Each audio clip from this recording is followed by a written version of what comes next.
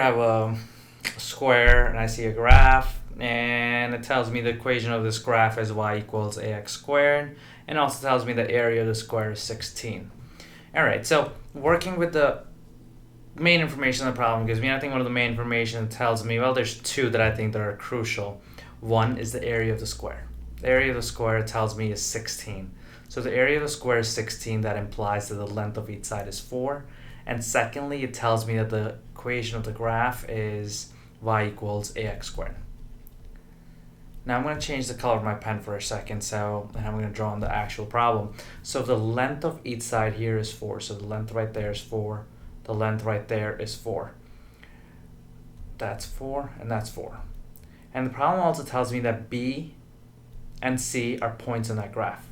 So if C, let's work with C for a second. If C is a point on that graph, and if I know the x value right there, and I know the y value right there, I should be able to plug the x there and the y there and solve for A. So right now, what I'm going to try to do is figure out what the coordinate is for C. I know the length of AD is 4. If the whole length of AD is 4, you know that that's 2, and that's also 2. So if that's 0 right there, that would imply that the x value right there is 2. And I know that the distance from here to here has to be 4 because the length of AB or CD has to be 4.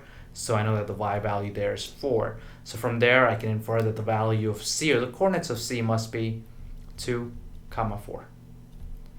Now, I know the coordinates of C. I know that C is a point on the graph. So I should be able to plug those 2 points into the equation and solve for it. So y is 4, x is 2, and that's squared. So 2 squared would be 4. So let me just rewrite that as 4a equals 4.